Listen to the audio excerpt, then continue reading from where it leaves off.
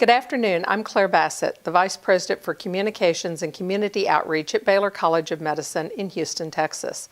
I'm pleased to share with you today Baylor's plans for before, during, and after Hurricane Harvey hit as it related to communicating with the Baylor community of our faculty, staff, our trainees, and our students. At Baylor College of Medicine, we have a comprehensive emergency response plan. That plan is made available online to all of our employees. We also have individual plans that each department, administrative unit, and school has in place for communicating at their individual levels. These plans are also held centrally at the college. We use Blackboard Connect as our emergency notification system, which allows us to communicate with our community via text messaging, voicemail, and broadcast email. To supplement that, we also have a comprehensive website with emergency information details, as well as a phone number that people can call into and have a recorded message with the most up-to-date information on the status of the college. On this side, you'll see our emergency management guide link off of our internal website. Here people can find access to the emergency guide and learn all of the details regarding any type of emergency that could occur on the campus. We also have online our emergency notification system sign-up page where people can easily go in and update their cell phone information, add additional phone numbers or additional email addresses so that they can receive the most current information at any location that they prefer. We do reminders twice a year to people that they need to update their information, and this is also provided at orientation for both new employees and new students and trainees. A little bit of a timeline for the Hurricane Harvey and how we handled communication. We knew the storm was coming, and on Thursday prior to the storm hitting, which was August 24th, we made the decision that we would continue to be under normal business operations on Friday. So we sent out a notification and posted on our website that the college would be open on that Friday. The college remained open all day, and we also remained open on Saturday, although we did limit entrances to 2 locations and had people sign in. This was because we had already begun putting floodgates in place, and so we had limited access to the institution.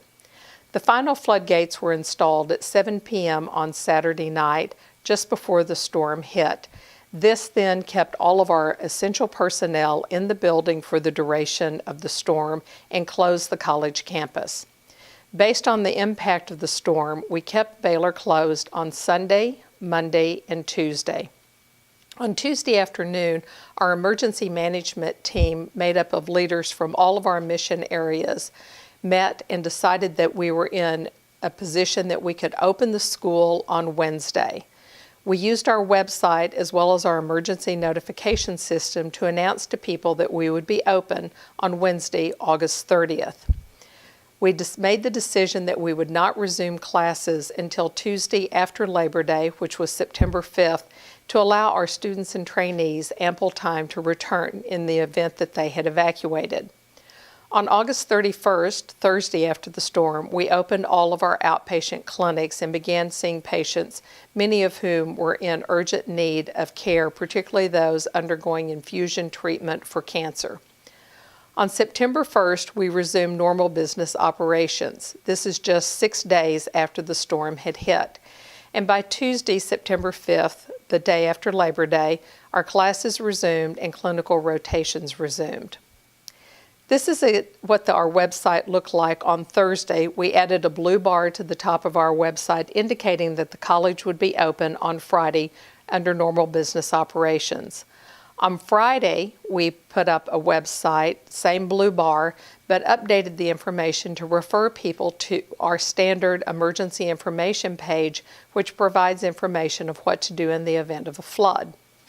On this page, you'll see that we have the flood safety information, links to the National Weather Service, as well as emergency numbers and personal safety tips. On Sunday, we updated this bar and turned it into a red bar because we were now in an emergency situation. The red bar indicated that the college would be closed both Sunday and Monday and that there would be no entry to the Baylor campus other than by essential personnel. It also referred people to the emergency weather page so that they could access that information had they not done it prior to the storm. On this slide, you'll see the text messages that we sent out to our employees, letting them know the status of the college on the 3 consecutive days that we were closed, Sunday, Monday, and Tuesday. Each gives people a quick shot of information so that they know immediately the status of the college, and they also received emails and voicemails, as well as they could call in to our emergency notification line and visit the Baylor website. This is a sample of the broadcast email that we used, letting people know that the college would be closed due to catastrophic rainfall that had occurred in the city, making travel to the institution unsafe. Communicating with our students was of vital importance. To do that, we worked with the deans of all 3 of our schools to develop a common message for the students that went out to them via email, and then directed them to a Facebook page where they could log in and confirm their status. Each school had a Facebook page so that we were able to divide that into the different student populations that we had and determine what their safety level was and determine if they had been impacted negatively by the storm. On Tuesday, we made the decision to open the college. In order to communicate that, we again used our emergency notification system, but we also then updated the front of the Baylor website, indicating with the red bar, since it was an urgent piece of information, that we would be open on August 30th. We made the decision to open at 10 a.m., which would prevent people from having to drive to the institution from areas that were further out and might cause them to have to drive during the early morning hours when it might not be light enough to see the roads. We again encouraged all of our people to only come in if it was safe for them, as their personal safety is our #1 priority. On the day that we opened, Wednesday the 30th, we then sent an email at the end of the day letting people know that the college had opened and what things we had had occur that day. We also used this communication to provide people additional details of the resources that were available to them, both emergency resources as well as resources at the college. We used this opportunity to announce that we had established a Harvey Relief Fund that would benefit those employees and trainees and students who had suffered damage from the storm. This is a screenshot of our Harvey Recovery Resources page. As you can see, we had emergency information as well as information specific to Baylor personnel and a link to our Harvey Relief Fund.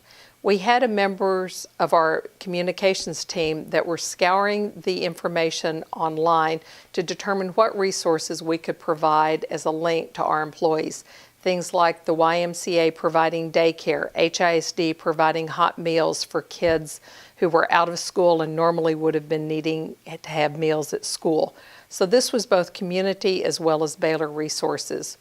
On this page, we started getting into more detail, include that there was legal help available and links to the various counties surrounding the Houston area, since our employees live in various counties around the surrounding Houston area. Our Harvey Relief Fund page was set up so that people could make donations online. We sent an appeal to our employees, but also to our Board of Trustees, our executive leadership, donors, and alumni of the Baylor College of Medicine so that they could all participate in being part of Baylor Helping Baylor. This is the form we used for employees, trainees, and students to be able to apply for emergency relief funds. We made this a very simple form so that you could apply from your phone. We also allowed supervisors or deans to submit information on behalf of individuals who had had such tremendous damage that they were unable to apply on their own. All of this was administered out of our Human Resources office to vet the information and to prioritize getting funds to people as soon as we could. On this page, we created a Baylor Helping Baylor page where employees could list things that they were in need of, and in turn, members of the Baylor community could list things that they had that could support our people that were in need. This included things as simple as food and clothing, all the way up to temporary lodging, as well as miscellaneous things such as furniture, and transportation if people had lost their vehicles and could come to work, but unfortunately didn't have the means to travel there, either because their car had been damaged or because mass transit was not yet available. On Wednesday, we updated the web page to announce that all of our outpatient clinics would be open on Thursday. It was a high priority for the school to open our outpatient clinics, and we spent Wednesday contacting patients and getting those that in particular needed infusion treatment scheduled to come in. We had over 1,500 patients come in both days, and it was actually above capacity in our infusion center due to the desperate need of people to get their chemotherapy drugs. On the following day, we updated the page to focus on Hurricane Harvey recovery. Again, this was to link people to the important resources that we had in place to support them in their recovery. As you can see, we updated the web page on the day after Labor Day.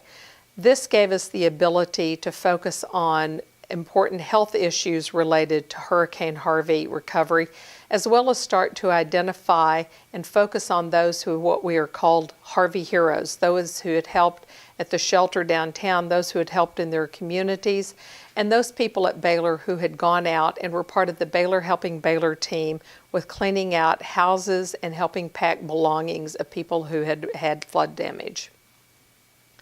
On our Baylor College of Medicine news page, we also listed all of our Harvey Health information along with our latest news and provided, among other things, tips for handling issues related to the psychological impact of going through a flood. One of the things that we felt was important was to have a status check project of all of our trainees and our employees at Baylor. Of 8,300 employees, approximately 665 have confirmed that they experienced home or car loss due to the flooding. Of our more than 3,000 trainees and students, we've had about 162 who experienced damages to their home or car. We estimate at this time that somewhere between 8 and 10% of the Baylor community experienced some type of loss of home or car, either minor to severe. Out of the Harvey Relief Fund, we have had to date more than 530 requests for support, and our first set of payments were issued on September 8th. Another set of payments will be issued on September 19th. Some of the benefits that we took into account when we were looking at the recovery and how to best to support our employees was that we went back to our policy, which said that we would pay for up to 2 days of time off if the college was closed. So all employees were compensated without their personal time being impacted for the 2 days that we were closed. We also waived the 30-day advance notice requirement for people to use their volunteer time off day, which at Baylor allows individuals to use 8 hours of compensated time to provide community service. With a hurricane that caused such devastation here, there were great opportunities for people to take part in a volunteer time off day. We also waived the 6-month waiting period for new employees to use their benefit time in the event that they needed to be off longer than the 2 days that we were closed. This was of great help to our employees who have been here less than 6 months. We also worked with our outside vendor, Bright Horizons, to provide additional days of backup coverage for elder care or child care, and created a vacation donation program where faculty and employees could donate time off for those who were in need of it. And importantly, we worked with our Department of Psychiatry and Behavioral Sciences to create counseling sessions at the college for our own employees. This lasted from September 5th through September 13th. Finally, on September 15th, 3 weeks after the storm hit the Houston area, we put together a special edition of our employee newsletter, which featured all of the work that had been done by our employees, how our employees had helped others both in their community and at Baylor, and summarized where things were in getting the college back to normal. The best news of all was that our institution did not suffer any structural damage, so we were able to get back to work, back to seeing patients very quickly, and also getting our students and trainees back in their clinical rotations and back in classes. We're proud of all the things that the Baylor College of Medicine community did in the preparation and the aftermath of Hurricane Harvey, and without doubt, communications plays an important role in the successful recovery from any emergency situation. Please feel welcome to contact me if you have any questions about our systems or how we manage the communications plan of Hurricane Harvey. Thank you very much.